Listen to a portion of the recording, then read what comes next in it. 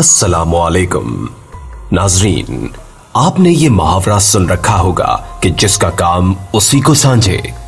मगर इंसान अपनी फितरत के हाथों मजबूर होकर ऐसे हौलनाक वाकयात को जन्म देता है कि जिसके तसव्वुर से ही रूह कांप उठती है।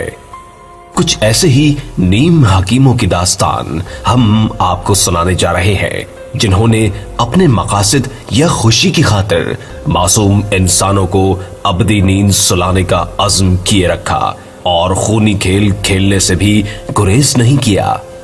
वीडियो की तरफ बढ़ने से पहले आप हजरात से गुजारिश है कि हमारे इस चैनल को सब्सक्राइब करते हुए पुरअसरार दुनिया का हिस्सा बन जाएं, ताकि वक्तन फवक्तन आप भी इन वीडियो से अपने इल्म में इजाफा कर सकें।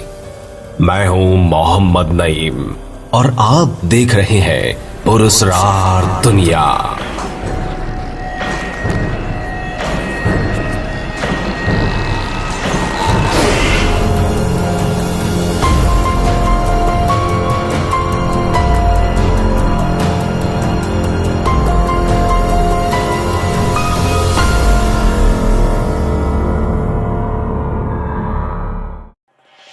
नंबर 5, लिंडा बरफील्ड।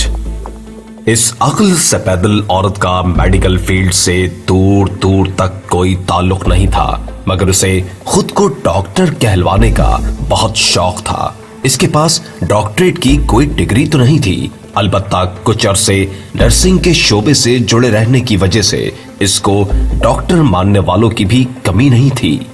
इस औरत का कहना था कि हर बीमारी का इलाज एक ही है, वो है कम खाना।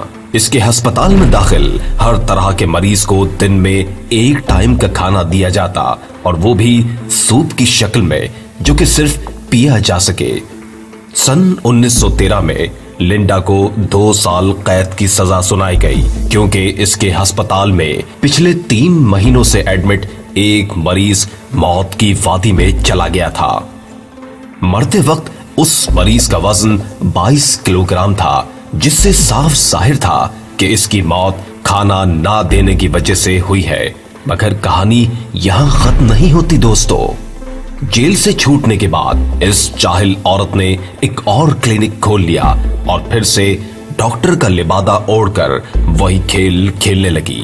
सन 1915 से लेकर इस औरत ने अपनी मौत यानी 1938 तक इस क्लिनिक में अपने अंदाज से मरीजों को अजियत और तकलीफ में मुब्तला रखा, और ये सिलसिला इसकी मौत के बाद ही खत्म हुआ। Number 4, Walter Freeman. Walter Freeman, जो कि एक दरिंदा था, एक धात के राड को आंख के कोने से इंसानी जिस्म में दाखिल करता और उसे दिमाग तक ले जाता। आप समझ सकते हैं कि ये कितना खतरनाक अमल है, मगर वो इसको अपने पास आए हर मरीज पर अप्लाई करता और कहता कि मैं दिमाग के नर्वस सिस्टम के जरिए इलाज करता हूं। यहां तक कि वो किसी मरीज को सुन या बेहोश भी नहीं करता था। पैसे कमाने के चक्कर में ये इंसानियत से ही गिर गया था।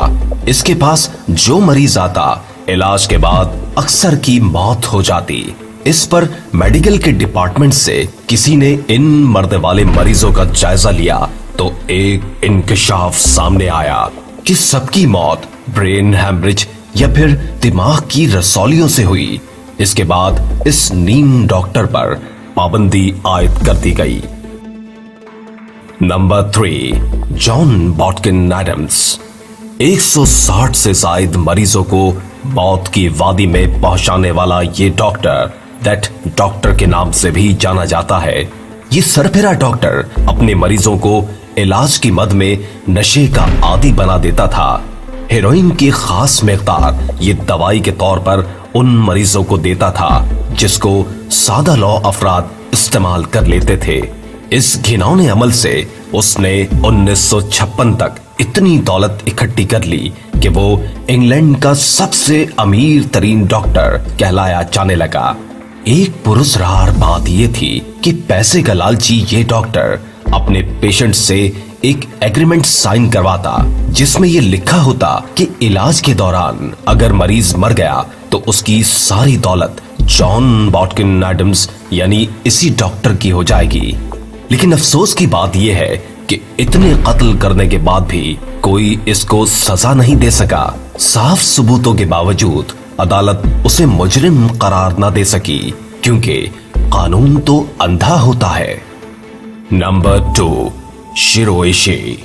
जापान की आर्मी में शिरोइशी मेडिकल ऑफिसर था। नोटोरियस यूनिट 731 का इंचार्ज होने के नाते सारे डॉक्टर इसके मातहत काम करते थे। ये ऑफिसर जिंदा इंसानों पर ऐसे तजर्बात करता जो कि जानवरों पर भी करना मना थे। वो ये चाहता था कि मेडिकल हथियार बना सके।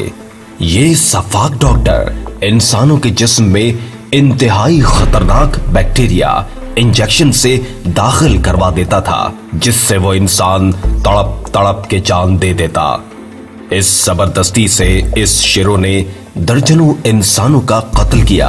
हाँ, कुछ मालूमात उसे इन तजर्बात से हासिल भी हुई थी, जिसे उसने एक किताब की शक्ल में महफूज कर रखा था। मगर उसने ये किताब अपनी रिटायरमेंट से कुछ अरसे कबल अमेरिका को महंगे दामों फरोख्त कर दी। Number 1, Joseph मैंगले। इस डॉक्टर को दूसरा हिटलर कहा जाता था और ये हिटलर की फौज का चीफ भी रहा है। ये शहर शहर जाकर फ्री कैंप लगाता और ये जाहिर करता कि उसे मासूम बच्चों से बहुत प्यार है, मगर इसकी आड़ में वो अपने मकासद हासिल करना चाहता था। अपनी अद्वियात बनाने की गरज से इस दरिंदा सिफ्त इंसान ने मासूम बच्चों के जिस्म में लेथल इंजेक्शंस लगाए। इसके पास आने वाले बीमार बच्चे हमेशा मरकर ही वापस जाते थे। 1945 की वर्ल्ड वॉर 2 के बाद ये डॉक्टर अमेरिका जाके रिपोश हो गया, क्योंकि इसे अपने काले करतूतों का इल्म था। उसके दिल में ये डर भी खटक रहा था कि किसी की कंप्लेन पर इसे गिरफ्तार ही न कर लिया जाए। इसलिए अपने ओहदे से हटने के बाद दुनिया की नजरों से ओझल हो गया।